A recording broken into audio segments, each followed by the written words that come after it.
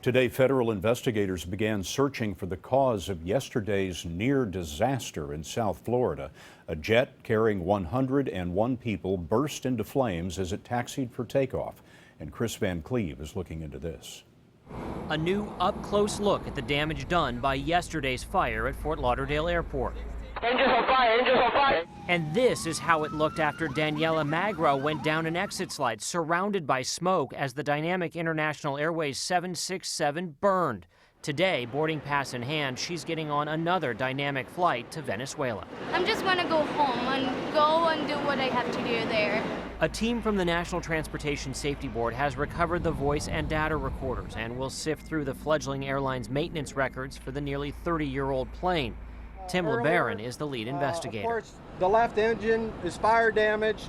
The left wing is fire damaged. One interesting thing is that going inside the cabin, you can't tell there was a fire inside. Before the fire, another airline crew reported an apparent fuel leak from the plane. The cause remains unknown, but an airport spokesman says about 50 gallons of jet fuel had to be cleaned off the tarmac.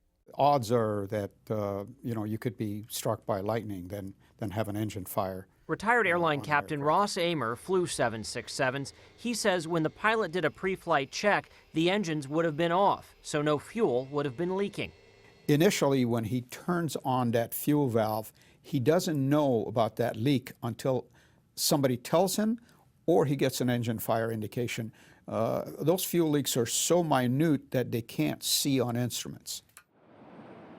Another question for the NTSB is if that exit slide on the left-hand side of the airplane should have ever been deployed at all, because that's where the fire was burning. Scott, nearly 24 people suffered injuries during that evacuation. All of those injuries have been described as non-life-threatening. Kris Van Cleave tonight. Kris, thanks.